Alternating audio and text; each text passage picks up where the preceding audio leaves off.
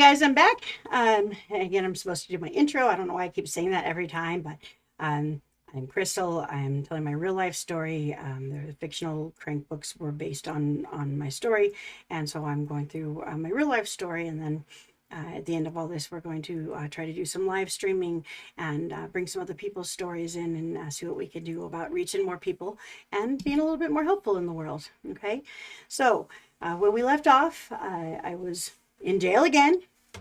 Um, Went through court and everything else, and I had to go through a couple of different hearings, and of course, I'm getting bigger and bigger and more pregnant, and I basically what they did, instead of giving me prison time, which I'm here to tell you is 1,000 times easier than jail time, they gave me 9 months in jail, and I got a little time off for good behavior or whatever off the back of my term, but I was in there for a minute. Now, they try to say that I qualify for house arrest, and Brian, because again, we got back together this time, and Brian was supposed to be sober on the outside and working on getting a place so that I could house arrest out and not have to have my baby in jail.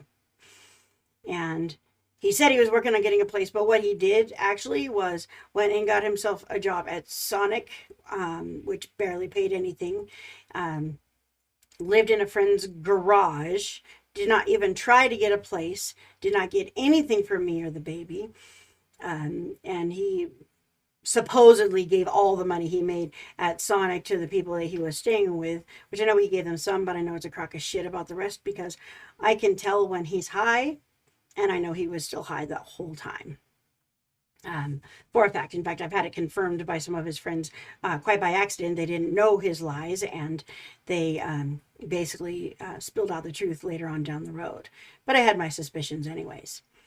So he did absolutely nothing. And keeping in mind all my stuff, which was in, what was left was in the shed at Cassie's house. Cassie had called certain family members and for some reason told them to come get my stuff, but they were not in the same town, and basically said I can't. So she threw it out on the street corner and it all got taken to the trash. Now I'm talking about everything. I guess Brian had managed to grab my old ID out of a box in the room, the one that was stamped void, because I got a new one, and that was about it. Everything else got dumped in the trash. So when I did get out of jail, I actually had a dead cell phone with no charger and no phone plan, and the clothes on my back, and that's it.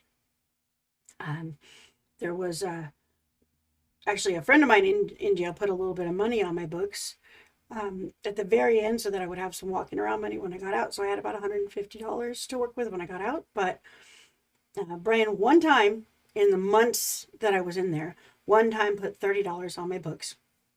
And what really made me mad was that he did it in kind of a false hope kind of way, because that was supposed to be to pay for the house arrest, and because he was getting a place, and he never even bothered to try to get a place, and he put that money on my books anyways. And finally I gave up on him, and I just spent it on snacks because I was fat and pregnant and hungry. The funny thing about my jail time was when my best friend actually went in within a few days, and I recognized her. She got put in my unit, so we were able to hang out for a while until they switched her over to the minimum security. I couldn't go because I was super pregnant, but we got to hang out, and I got to kind of help her get her charges reduced and everything. So that was really fun. Not fun, but it was better than sitting there staring at the walls and being forced to watch Miley Cyrus concerts with, seriously, like the entire concert they made me watch. She didn't wear pants the entire thing, but she wore 27 different outfits. So there's that. Anyways, not that you guys care, but it still sticks in my memory. I just stuck it out. The worst part, of course, was I had to have a C-section because I had already had an emergency C-section in the past, and so we had to schedule a C-section, and I had to get taken out of the jail, and I had to go through that operation with a prison guard staring at everything. I did get really lucky, and the one that was in there during the operation was really kind and sweet and treated me like a human being. Um, but there was also this douchey guy one where when they were checking my insides, he was standing there staring, and I'm like, can you turn around or something? He's like, that's not my job. So I made them put a curtain up because I couldn't stand it. It was creepy. So I had weird experiences off and on in there, but having to leave the baby behind and go back to jail was really hard.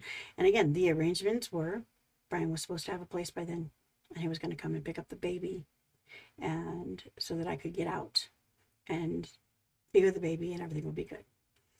I was still about 2 months from getting out, and so even though the last letter he sent me, which came about 3 or 4 days before I had to go give birth, told me, don't worry, I'll be there. I waited and waited and waited for him to show up. And he finally decided to call the hospital and speak to them and tell them that he couldn't come get the baby. He just didn't have the means. So we allowed the baby to go into foster care, which turned out to be a really good thing, but not for anything that he did, because the foster parents were wonderful, wonderful people. They still are. They're still very, very good friends of mine. They helped me through a lot of problems. They helped me through a dark time. They're just beautiful people. They brought me back into the church. They treated me like a human being and equal. They gave me tons of pictures and made sure I had tons of visits, and they would have been more than willing to adopt him had I not been able to step up. But when I got out of jail, it took me 2 weeks.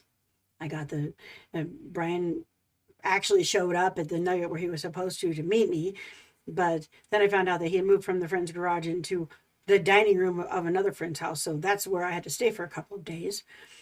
But within 2 weeks' time, I had taken the voided ID down to the DMV and got it replaced. Told them that I went into jail, and I was waiting for my new ID and I never got it. So they replaced my ID. I got a job. I got a car.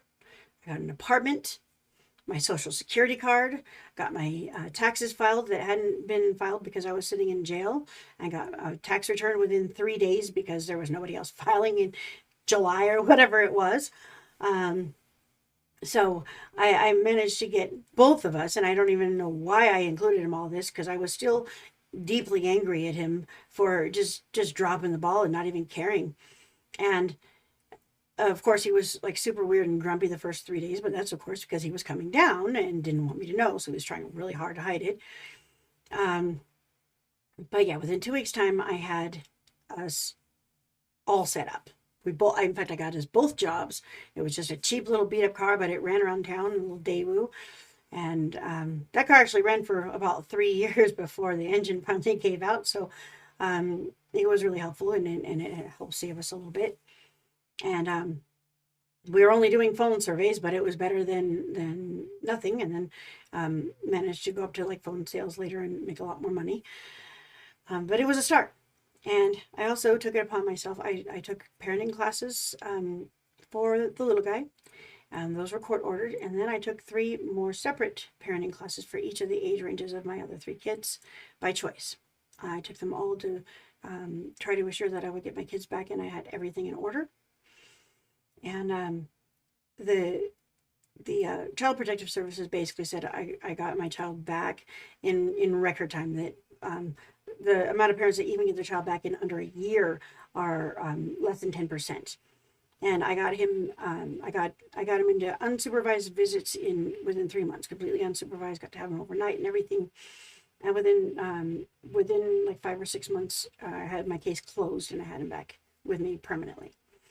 But again, the foster parents were very, very important to me and still are very much. Their family means a lot to me, and I just want you guys to know that. Hi, guys.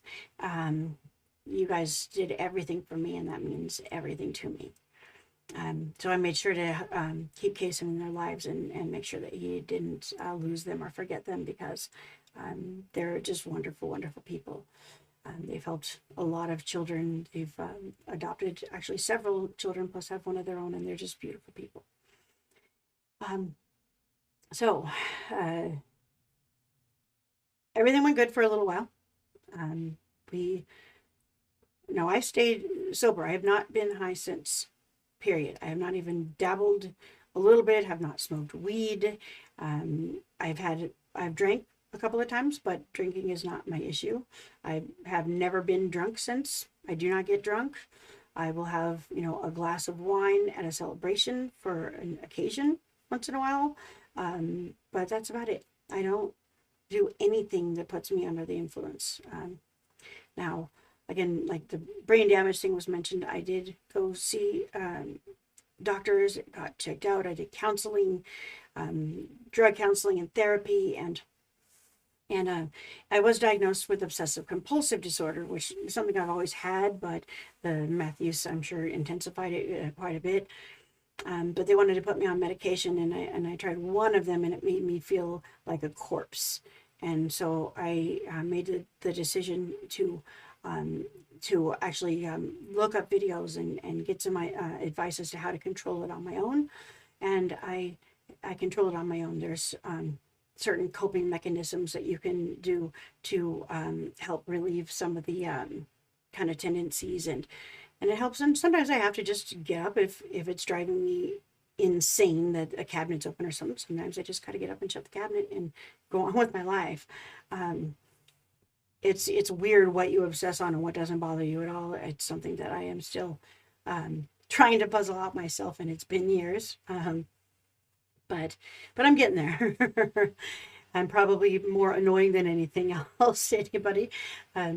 But there's even been some speculation that, back when I was a kid, autism wasn't something that was highly diagnosed, and I may have some kind of or have had some kind of high functioning form of autism as well, because I did have odd behaviors when I was little, like running up and biting people, or screaming no at them and refusing to talk even though I knew how.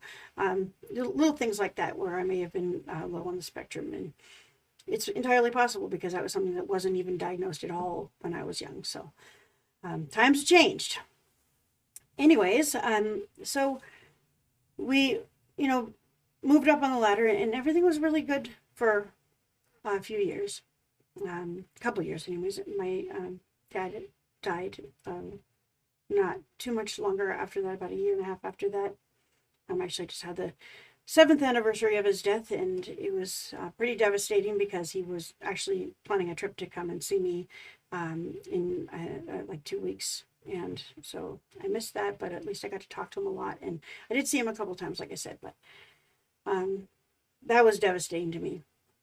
It really was. And I don't cry. I don't, a lot of you people don't know me, in person, but a lot of you do. And you'll know that I'm not somebody that cries at all, let alone, especially not in public or around people. And I openly cried in public that day, all day long, and I couldn't stop myself. And it was a really tough day for me. But I'm getting through it. And then, Brian asked me to marry him, and I was kind of on the fence about it, although we didn't really have a lot of issues. There were certain red flags that for some reason I ignored, like the fact that, when he started arguments, he wanted to keep them going for hours and hours. So I just started to do my best to try to avoid arguments, which worked for the first, 3 or 4 years of the relationship. Again, for the most part, he tried to be a good person. He was tried to be kind. Even though he had his outbursts, he never put hands on me. He was, he was a bit obsessive about things, but those are things that you can overlook if there's not a lot of other abuse going on. Now, I didn't really recognize the fact that there was controlling influences going on, and that's something that I'm well aware of now in people because of what I've gone through with him.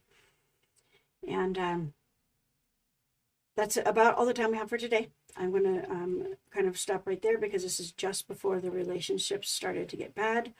And I want to kind of start off on a fresh foot there from there. Okay, so I will see you guys tomorrow. Thank you for listening to my story.